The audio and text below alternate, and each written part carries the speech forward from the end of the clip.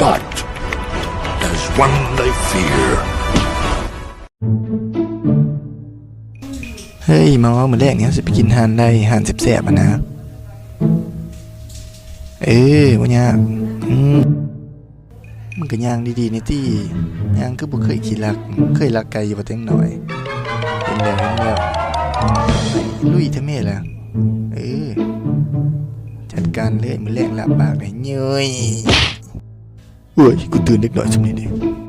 กูว่าแต่เงินมันหลายนะโอ้ยแม่มึงเอ้ยเบิ่งพวกนี้มันต้องไปหลักอีหยังมาจักอย่างเลยกูสงสัยอยู่นะนั่นกูว่าเลยนะกระเป๋าแต่ว่าเบิ่งเป็นไผนี่ห่วยดิโอ้คนฮัลโหลจังได๋ผู้เสี่ยวนี่มื้อแรกเฮาว่าสิชวนไปกินเลือดม้านี่วางอยู่บ่วางได้โทรหาแน่เด้อเท่านี้ก่อนมีเวียกหน่อยนึง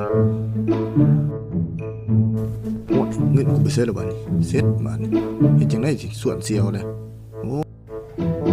โอ้กูย่านแม่นผู้เว้าขี่ประทุ2คนนี่บ่จักบ่าวบ่เห็นกระเป๋าเงินเฮาเหี่ยแน่บ่มันคือหูวะบัดนี้กูก็ว่าอยู่อีเฒ่ามันคือหูวะกูก็สงสัยคือกันเด้อก็ว่าอยู่มันบ่แม่นติจะถามผิดคนแม่นไป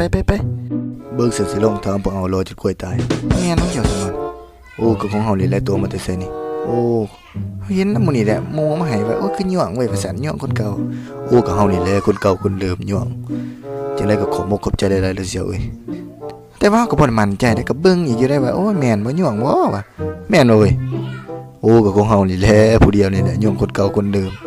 รอจนจะผูกคอตายว่าซั่นไปสันมื้อแรงเฮาสิพาไปเดี่ยงเดือดแปลงมาบ่เป็นหยังเสี่ยวไป3ชุดแต่ว่าเฮาเว้ากันนั่นโอ้ยของง่ายๆไป